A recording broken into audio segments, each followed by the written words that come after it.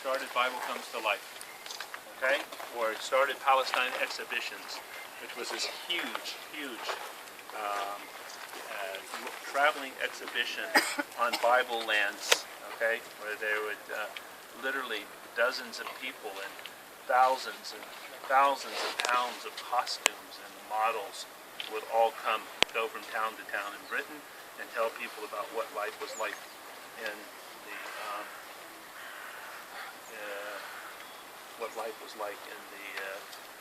in Bible lands. Here's a J.N. Coral. Okay, he was not an Anglican. He fell asleep. Okay, 30 years, a missionary to the Jews in this city. You'll also see some Arab graves as well, and also there's a graves of a family called Jamal. The Jamal family, also worked for CMJ, and they were Arab Christians, and they were evangelists, okay, to Muslims and to Jews working at the hospital of the CMJ. One other thing I forgot to say, you see the pillar here?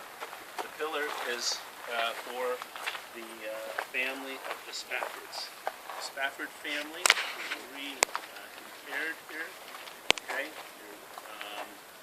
They had another burial ground, but some archaeologists who really didn't like the family, in fact he was the American consul, by the guy, his name was Merrill Sella, and he decided that he was going to dig, so he was an amateur archaeologist in the 1890s, he was going to dig in the place where the bones of the American founders of the American colony were.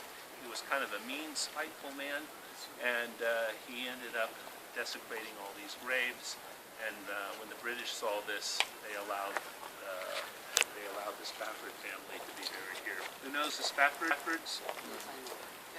Yes. It is well with my soul, the American colony, and then they founded a religious commune or a religious community there in what is today East Jerusalem. Okay? And then they were joined by a bunch of Swedes. Were they not, Miriam? And the Americans bossed the Swedes around, and the Swedes didn't like it. And that history between the Americans and the Swedes is in a very beautiful film called Jerusalem, a Swedish film called Jerusalem, is it not? Book And a movie, okay?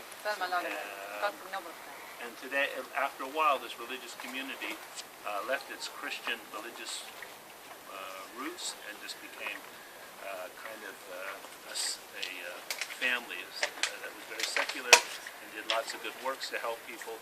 And today, it's a hotel that basically makes a lot of money and supports some charities. Anybody who's read the book Our Jerusalem will know about the Spaffords. I'd like to say something about the American People Colony.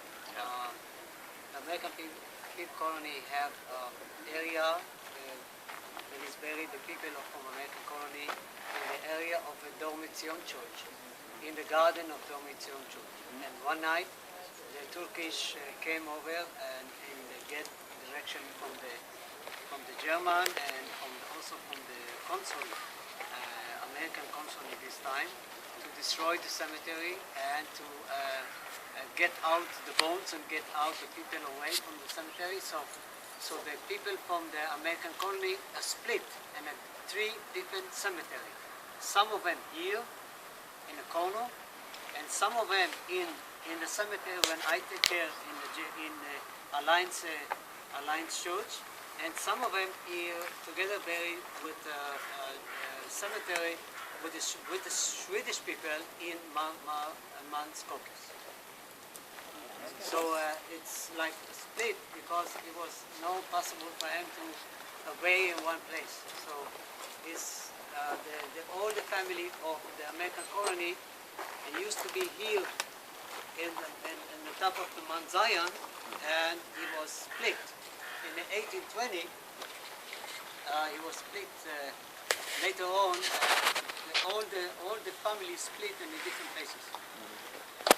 So when you come here, you see the family. When you come in us, in Emek Ephraim, in the German colony, in the cemetery of the Light, you can also see the people from the American colony there.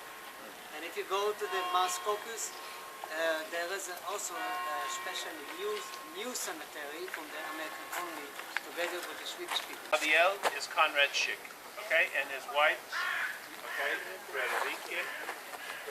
So Conrad Schick, Jerusalem, best-known architect, best-known town planner, Jerusalem's first real archaeologist, okay, builder of models, worked at Christ Church for many, 50 years, okay? Tzitza Sadeh, Yeshayahu. Yes. So it could be he was a Messianic 24 believer. years old. It could be he's a Messianic believer, but there are a number of graves here in Hebrew of people who died if Jewish people went to a Christian hospital and they died in that hospital, they were refused a Jewish burial. Wow. It's very horrible. The stories are absolutely horrific. There's stories of, they would bury them in a Jewish cemetery and then they would dig them up and throw them out. Oh my goodness. Throw the bodies out. Yeah. It was pretty. So there are a lot of people, not a lot, but a number of people you'll see here. Some of them maybe in unmarked graves because the family wouldn't claim them. They had no full identity. So if they died either in the hospital next to the Lutheran Hospice, or they died in the English Mission Hospital on Prophet Street, let us say the Anglican school, you could get a Jewish burial. But they were the best hospitals in town. Okay, they were the most modern. They had the best medicine. They were actually the cleanest. So Jews took a chance and would go there. But anytime they got really sick and they thought they were going to die, they just begged to be released so that they could go home and die, and would be refused the Jewish burial. Okay, so the way the game is played against Christianity, so to speak, it's not just on a theological level, but it's sociological.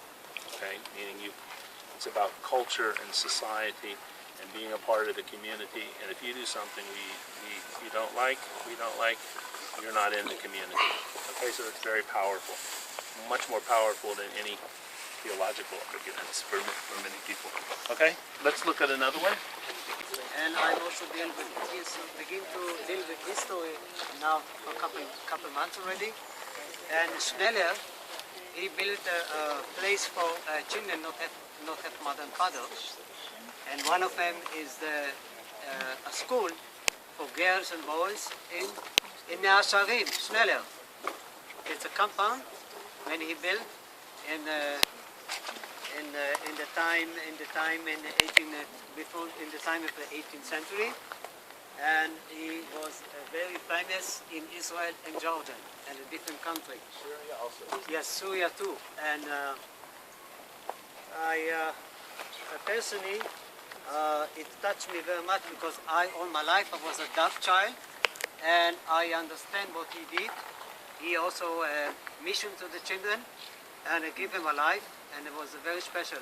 And it's so this is the grave of the tombstone of Johann Ludwig Schneller. His big claim to fame, amongst many, is that in 1860 the Druze massacred the Christians in Lebanon. What's new? Lebanon, okay? Oh. And there were many thousands of Christian children without parents because whole families were killed.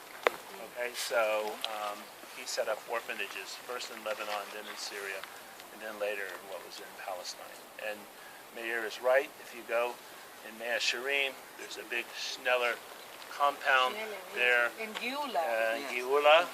יש That's גם right. מקום של צבא, שניהם. That's right, היה. זה מחנה היה שנלר. מקום של הצבא, לא יותר. לא יותר, and today it's going to become a big Location, shikun location. for the Orthodox. for the But they're not gonna take a church down. No, no, no. No, no.